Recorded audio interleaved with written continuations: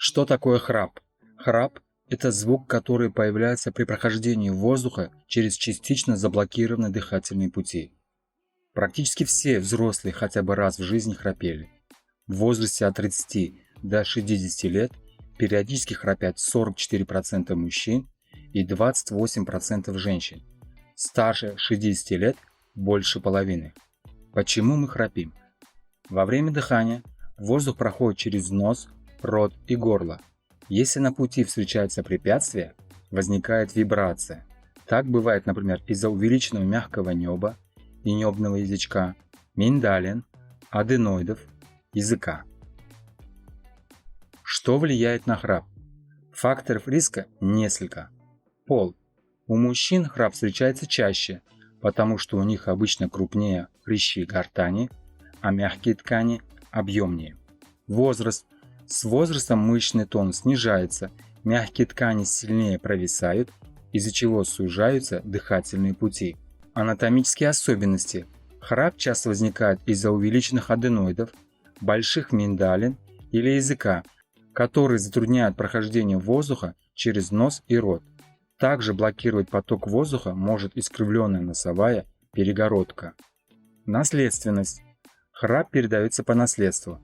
Точнее, не сам храп, а анатомические особенности из предыдущего пункта. Так что если ваш родитель храпит, вы, скорее всего, тоже будете храпеть. Алкоголь и некоторые лекарства. Алкоголь, снотворные, противотревожные средства и некоторые другие лекарства угнетают центральную нервную систему. Также они снижают тонус мышц, которые провисают и блокируют поток воздуха. Вес. При лишнем весе мягких тканей в дыхательных путях больше, поэтому полные люди чаще жалуются на храп. Состояние здоровья. Храп может появляться, например, во время простуды или обострения аллергии. В такие моменты из-за воспаления и усиления кровотока мягкие ткани отекают и не дают воздуху проходить свободно. Похожий процесс часто бывает у беременных, но у них он связан с гормональными изменениями. Недостаток сна. Из-за нехватки сна мышцы хуже держат тонус, поэтому от усталости люди чаще храпят. Положение тела.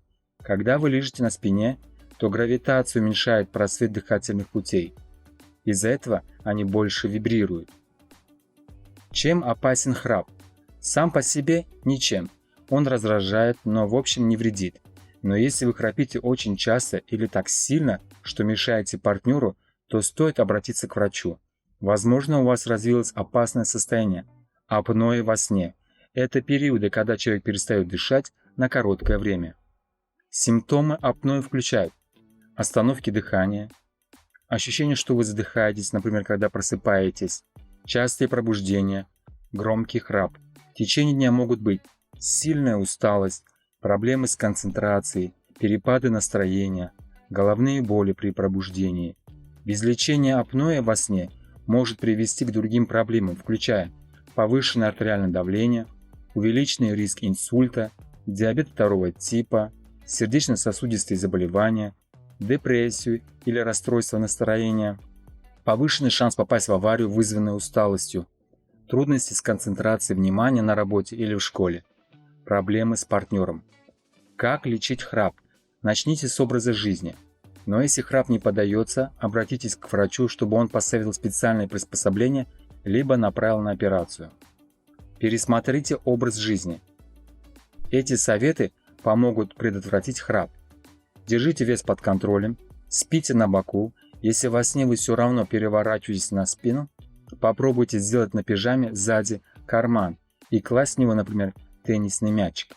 Немного поднимите изголовье своей кровати или возьмите дополнительную небольшую подушку. Пейте меньше алкоголя и снотворных, а лучше откажитесь от них вообще. Бросьте курить. Высыпайтесь. Взрослые должны спать не менее 7 часов в сутки. Рекомендуемое количество сна для детей зависит от возраста. Для дошкольников это 10-13 часов в день, для младших школьников 9-12 часов, а для подростков 8-10 часов. Воспользуйтесь специальными приспособлениями. От храпа помогают специальные девайсы для носа или рта. Для носа существуют расширители, которые усиливают поток воздуха. Они представляют собой гибкие полоски, которые клеят на переносицу или вставляют в нос. Последний, как правило, более эффективны. Для рта есть капы, которые выдвигают челюсть вперед, либо мундштуки, которые нужно держать между зубов. Они удерживают язык на месте. К этим устройствам нужно будет привыкать. Обратитесь к хирургу. Операция нужна для того, чтобы убрать механическое препятствие. Это может быть увула палата пластика или уменьшение размеров небного язычка, септопластика или операция на носовой перегородке, которая убирает искривление, тонзиллэктомия или удаление миндалин, аденоидэктомия или удаление аденоидов.